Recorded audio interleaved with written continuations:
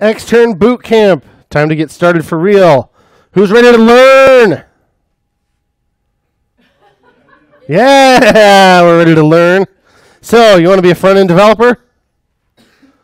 Did you know that that's what this class is about? Cool. So what does that even mean?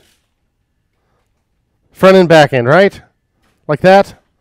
Let's get even more help from Google Images. Front-end developers make flat, pastel-looking things for desktops, laptops, and mobile devices. Really cool front-end developers have icons floating everywhere all over their pastel-colored things, right? Let's look at those logos. I saw a lot of these three: HTML, CSS, and JavaScript. What do these three things have in common? To be more specific, what do they have in common with each other that they don't have in common with these? The ones on the left are front-end languages. The ones in the back, on the right, are back-end languages. But why? What makes those on the left front-end and the ones on the right not? What's different about them? Yes, sir. They can, but one of these is a full-blown Turing-complete programming language. What do they have in common with each other that they don't have in common with that one? Yes? They have compatibility within themselves, whereas Python doesn't have compatibility with Java. Okay, so they talk to each other, sort of, right? Yeah.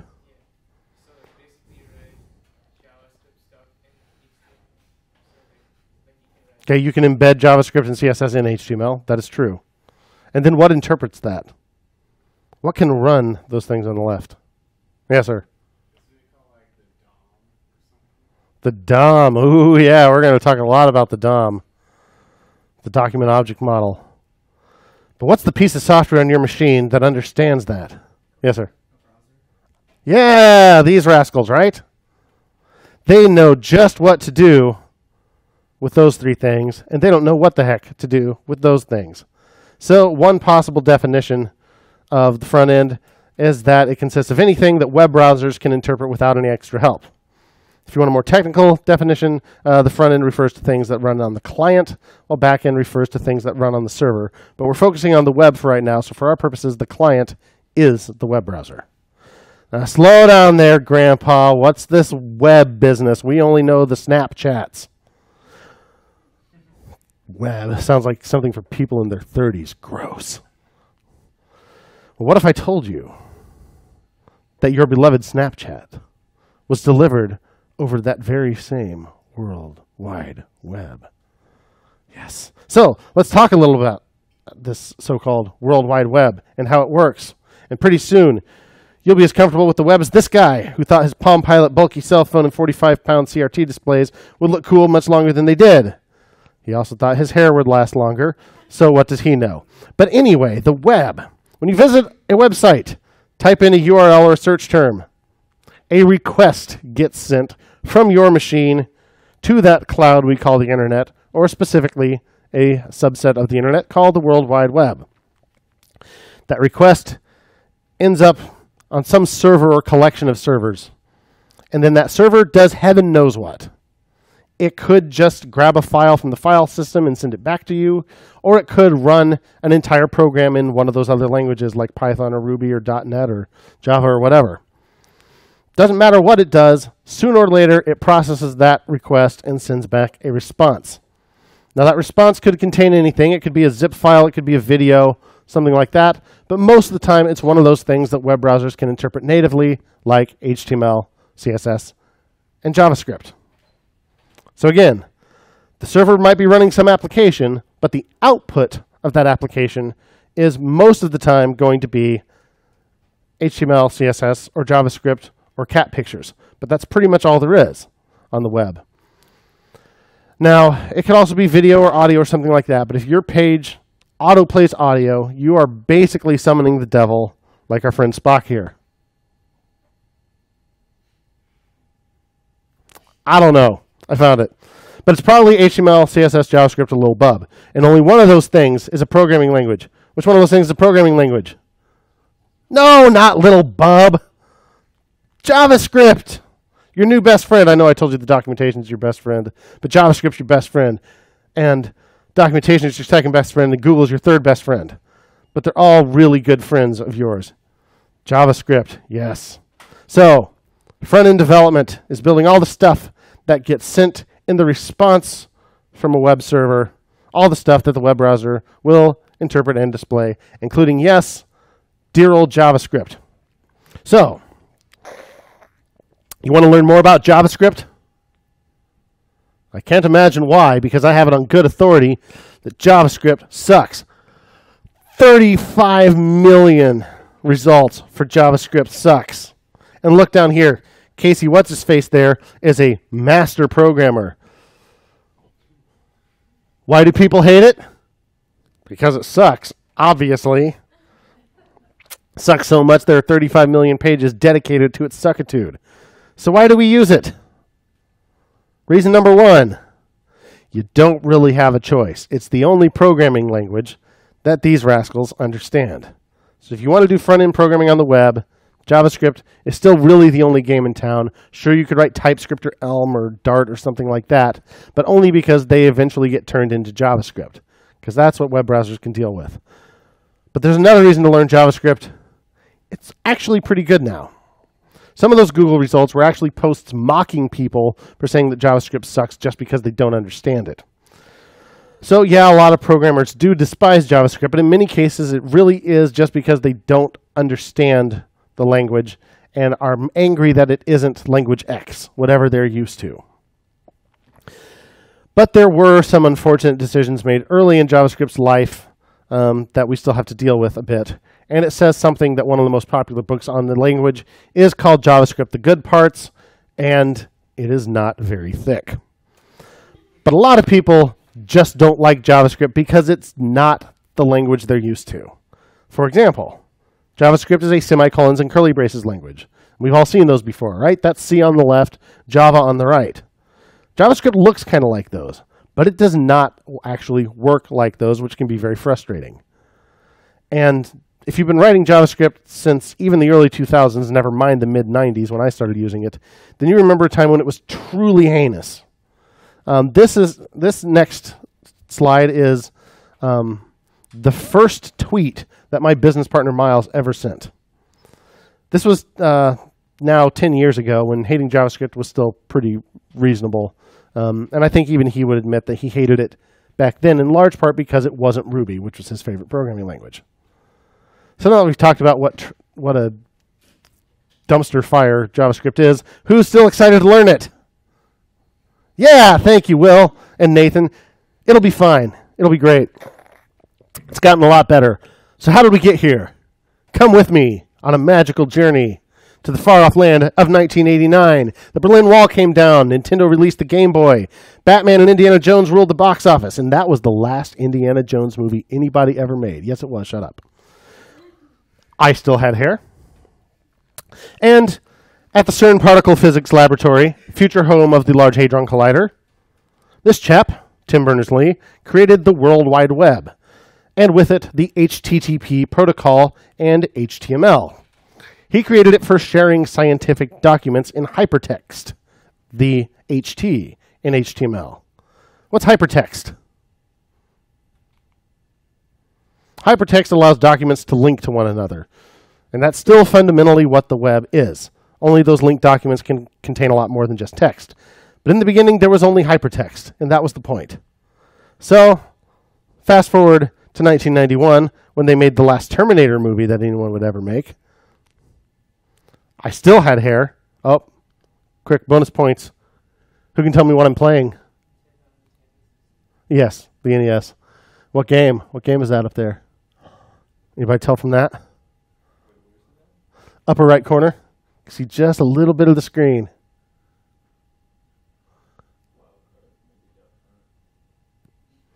Nobody? Super Mario Brothers 3. See the little P meter there? Yeah, anyway.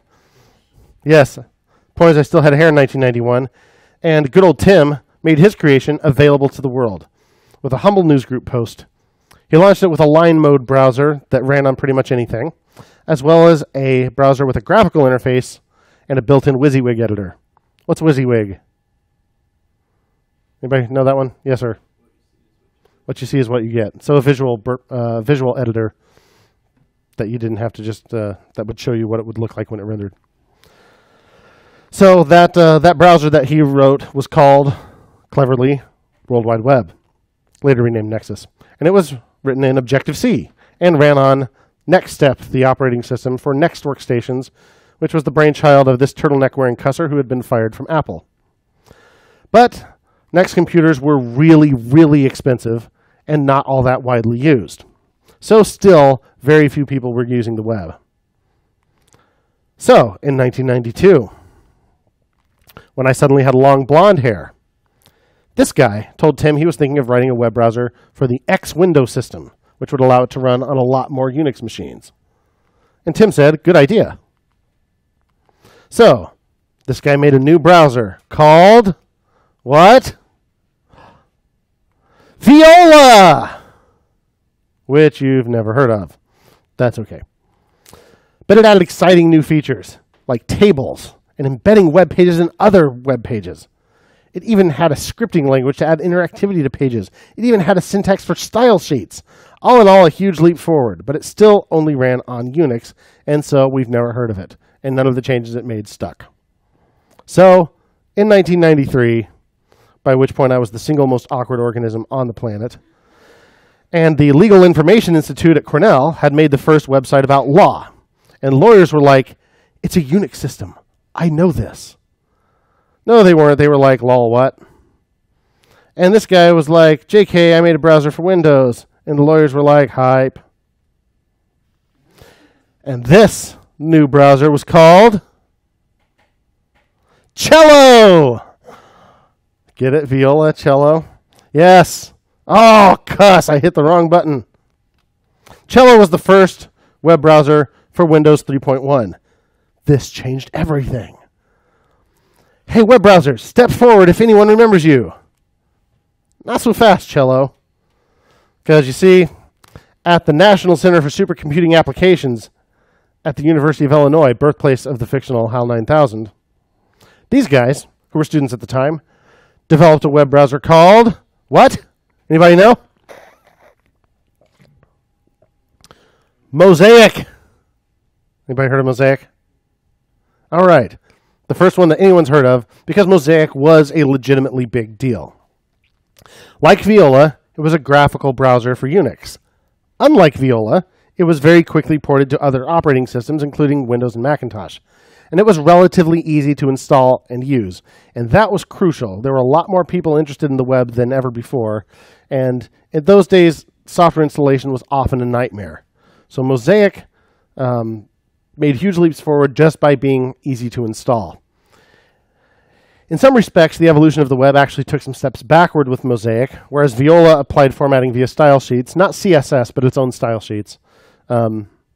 Mosaic just added some presentational tags to HTML, so HTML ceased to just be about structure and content and started to be a little bit about presentation as well, which was kind of a step backwards.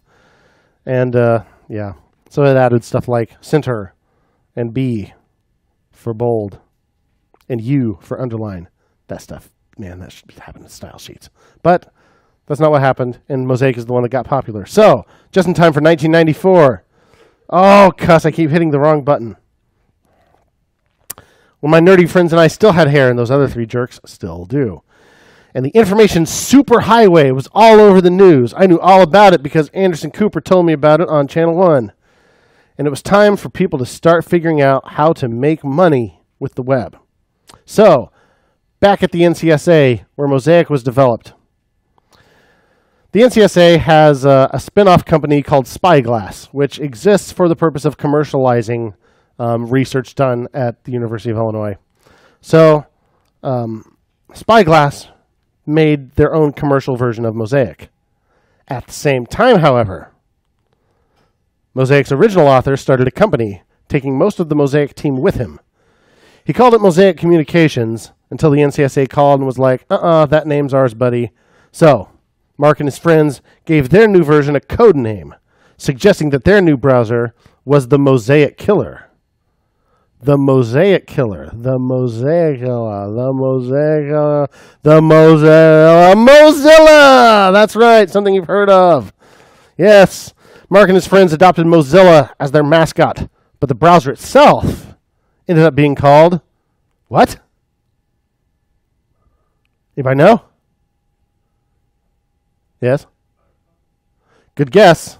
Much later, the ancestor of Firefox. Netscape. Heard of Netscape?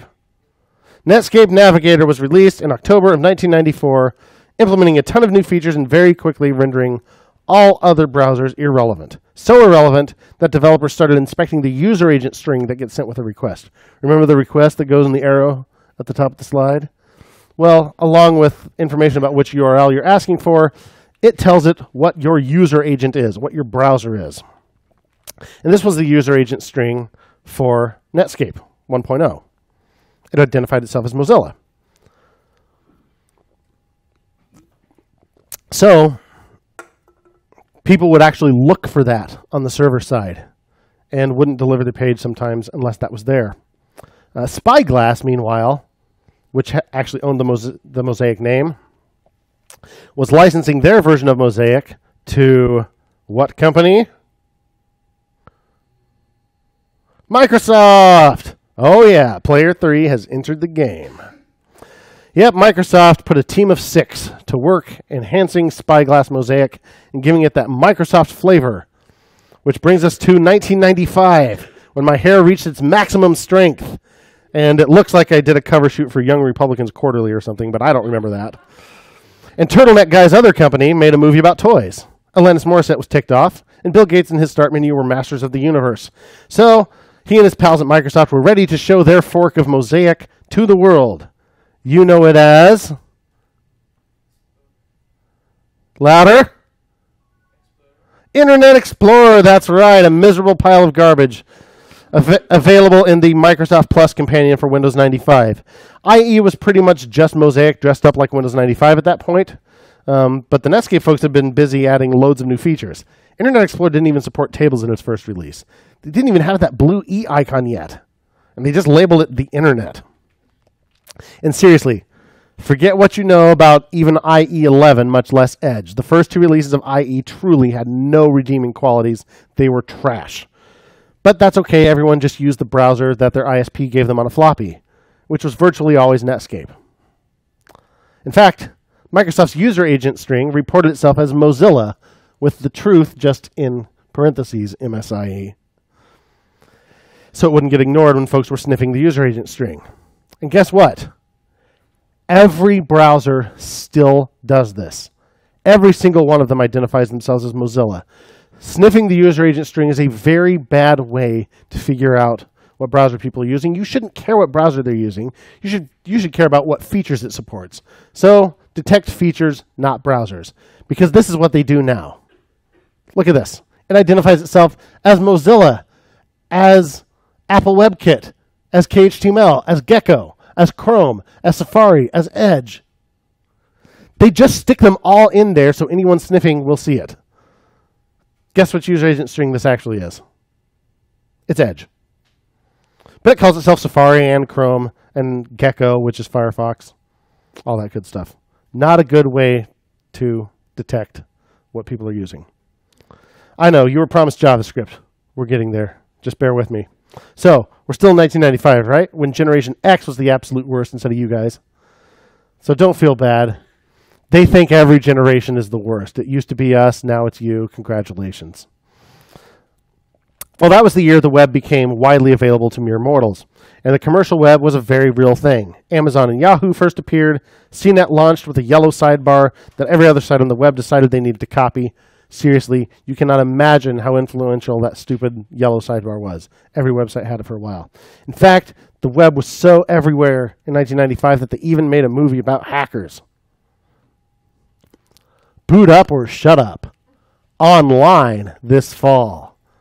So also they were trying really hard to appeal to youth in those days. That's not a new thing either. There were new tricks like tiled background images and GIFs, which were clearly a fad and have no place on today's web, right? But web monkeys wanted to add interactivity beyond hyperlinks and moving things. So the answer came in the form of plugins like Java Applets, QuickTime VR, Macromedia Shockwave. Incredibly, Shockwave is still maintained by Adobe. And even more incredibly, the Space Jam website is still online. So we had interactive content, even games, in the web browser. But interactivity via web browser plugins was still a pretty poor experience. The plugins had to be installed, they were security risk, they were painfully slow, and they couldn't actually interact with the HTML on the page. So, luckily, a team of scientists at Netscape were hard on work on a scripting language that would run directly in the browser. Okay, they weren't scientists, and okay, it was one guy. And he spent a whopping 10 days on it. What was it? You guessed it. Mocha! That's what his boss, this guy again, suggested he name it. He really wanted to remind people of that other hot new platform that was named after coffee. But a few months later, before it had really been released to the public, in September of '95, they came up with a better name. And finally, we had LiveScript. Yeah, that didn't stick either. So a couple months later, in December of '95, Netscape worked out a deal with Sun Microsystems, who had created the trendiest new platform in town, Java. And thanks to this trademark licensing agreement, which confuses people to this day, Netscape could call their new language JavaScript, despite having only the most superficial of similarities to Java. Yes, Java's to JavaScript was cars to carpet. In any case, JavaScript now existed and could be used far and wide, at least by people with the very newest version of Netscape who had JavaScript turned on. But JavaScript had arrived, and because the name JavaScript wasn't confusing enough, when Microsoft reverse engineered it and added it to Internet Explorer, they called it JScript. They weren't going to mess with the trademark licensing agreement. So over the next couple of years, an organization called ECMA, ECMA, the European Country Music Association. No, sorry, it's the European Chamber Music Academy. No, seriously, it's the European Cylinder Makers Association. Don't believe me? Well, all right, it's actually Étude de conception de machine automatique. No? Okay, sorry, this joke has run its course. It's obviously the Electronic Collar Manufacturers Association. No. It's the East Coast Music Association. Canadian music, East Coast style. That's right. That's what I'm talking about. No, okay, fine. It was a standards body called the European Computer Manufacturers Association. And over the next couple of years, they worked on standardizing JavaScript. They called it ECMAScript. Woo! Heard of ECMAScript? Anybody? Oh yeah, somebody has. Well, anyway, for the last 20 years, ECMAScript has been the official standard of which JavaScript is the primary implementation. When we talk about the standard, it's ECMAScript. When we talk about the language, it's JavaScript. You'll hear things like ES6, which refers to ECMAScript 6, which was the version of the standard from 2015. So when we talk about the language, it's JavaScript. When we talk about the standard, it's ECMAScript. But they're basically the same thing for our purposes.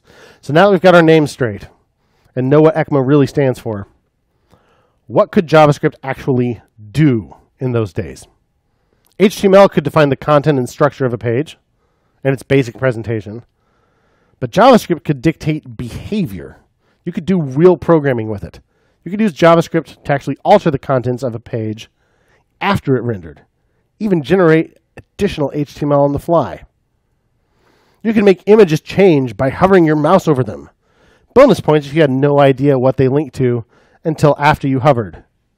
This was so infamous that it earned a name, Mystery Meat Navigation. This is a heinous example of Mystery Meat Navigation. What do you think happens when you click over this? Hover, click on that. No idea, but when you hover, it would tell you. Don't worry, this thing is not still online. It's on an external hard drive at my house. I don't know how it ended up at my house. I certainly never would have made this. If you're a bank with a ridiculous skeuomorphic design that looks like an ATM, also on an external hard drive of mine, I don't know how it got there, then you could offer, say, a mortgage calculator right there on the page with early JavaScript. Yeah, exciting, right? One of the handiest uses of JavaScript in those days was to validate form data before it was submitted. It was and is a great way to give people instant feedback without a round trip to the server. It asks for a phone number, and you type something that isn't a phone number. It'll tell you before it wastes your time going over a horrible 14.4K modem to the server. But it didn't and doesn't eliminate the need to check input on the server, right? They might have JavaScript turned off. They might make the request using something other than their browser. So always validate your stuff on the server side, folks. But anyway, client-side validation was great. But as with any new technology, there were those who would use it for the forces of evil. Yes, with JavaScript, the pop-up ad was born. Thanks, JavaScript. Yes, everything was terrible. The web was becoming a nightmare, not just because of pop-up ads, but also because an increasingly large number of sites only worked in one browser on one platform. In those days, Netscape and Internet Explorer didn't just compete on user interface features and stuff like that, and say supporting the latest, greatest stuff from the standards. There were no standards. They each added their own non-standard HTML elements that the other didn't have. IE had Marquee. Netscape had Blink. Both were awful. But our lives were enriched, right? Competition had fostered such innovation. Yeah, no, it was terrible. Both had significant market share and had developed wildly different object models. Remember the DOM that he mentioned earlier? Forget the DOM. They each had their own object model. IE had document.all, Netscape had document.layers. So if a site did anything remotely complex with JavaScript, you had to write it twice. All of it. None of it worked the same way in both browsers, pretty much. So welcome to the first browser war. If you were cool, you even put nifty little animated buttons on your site to let people know what browser to download. So aside from different APIs for JavaScript, each browser had major features that were just plain absent in the other. And once Internet Explorer 4.0 was bundled with Windows, it quickly became the single most widely used browser, which did attract the attention of the Department of Justice. But as IE became popular, at least Spyglass was getting paid, right? Back at the university, since Internet Explorer was based on Mosaic.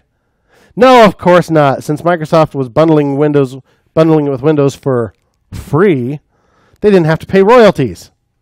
Okay, so they got sued and settled for a measly $8 million. But anyway, Internet Explorer began to dominate and introduce its own features, such as ActiveX. ActiveX allowed native compiled Windows code to be included in web pages. Now, that obviously opened up a lot of possibilities as long as you were willing to ignore every non-Windows user, which a lot of businesses, frankly, were perfectly happy to do. The web was starting to become just another delivery mechanism for Windows code. And thanks to the fact that Outlook Express, which was also bundled with every copy of Windows, used the Internet Explorer engine to display email messages, email could even run native code, sometimes just by previewing it. What could go wrong? Lots went wrong. Lots of crap went wrong. Computer worms did billions of dollars of damage, and sometimes just previewing a message was enough to wreck everything. So what were we talking about again? Oh yeah, ActiveX, right. So why do companies use it since it was a security risk and it broke the internet? Well, ActiveX did offer some enticing behavior, including one really neat thing that would eventually catch on and be adopted by other browsers, albeit in a pure JavaScript form. It was called XML HTTP request, often shortened to XHR, and it made its debut in Outlook Web Access with Microsoft Exchange Server 2000. It allowed a web page to get additional data from the server after the page loads without refreshing the entire page. Despite the name, the data was not limited to XML and was often just more HTML. It really had nothing to do with XML. It was just a catchy name. It was a mechanism for asynchronous requests. You may have heard of it by a different name. In 2005, Jesse James Garrett of Adaptive Path wrote a very influential blog post about dynamically getting content with XHR. And he had a name for it. What did he call it? Ajax. Anybody heard of Ajax? Mostly been supplanted by the Fetch API and stuff like that. But huge deal to be able to refresh part of a page without refreshing the entire page. But it only worked in Internet Explorer and when its primary competition in the early 2000s, which was Mozilla or Firefox, when they did implement it, it implemented it totally differently. And still we had document.all and document.layers and stuff. Firefox used the actual DOM. It was the first browser to really do so. But still, you pretty much had to write everything twice unless you used like an enormous DHTML library. Gosh, these things were huge because they had to take the code you write and rewrite it as something else. At this point, thankfully, Netscape usage had dipped below 0.5%. But still, those DHTML libraries were massive, were horrible for end users. And then in 2006, several new JavaScript libraries that handled cross-platform compatibility in a much more pleasant way, even Ajax, appeared. Today, new challengers have arisen, and they all do their best to implement standards and to keep themselves up to date. They even have nice built-in tools for developing JavaScript. HTML5 offers new APIs that we can use with JavaScript to do some new things, as well as to do some old things faster.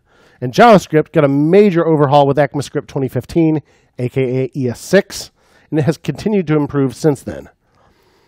We're not going to mess with ES5 or earlier. We're going to use ES6 and newer all the time. You're welcome. Trust me, life will be better that way. And we have about 1 million libraries and full-blown frameworks for JavaScript that let us build fancy JavaScript apps. Which one of these are we going to do this year? Does anybody actually know what we're doing in this class? React. Yeah, that's the third one, by the way. The atomic-looking thing. Yes. Still, old versions of Internet Explorer remain the hardest for front-end developers to deal with, as there are still a shocking number of computers running Windows XP. IE 8, which was released 8 years ago, was the last version to support XP, and those who never upgraded past Windows XP Service Pack 1 are actually stuck with IE 7. Internet Explorer has, of course, earned a bad enough rap that Microsoft decided to change the name to Edge. But all the modern browsers are pretty okay for our purposes. They all support ES6. They all support the DOM, real style sheets, all that kind of stuff. I'm going to be recommending Google Chrome for this class, mostly because it has the developer tools that I'm most familiar with, and I'm going to teach you how to use the developer tools. So please use Chrome. But all the projects we build will work in the latest versions of any of the big 4 browsers. So no one can say for certain what the future holds, but the future of front-end development looks pretty bright. So let's get psyched.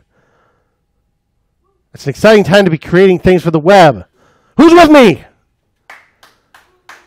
Yeah, JavaScript. That's right.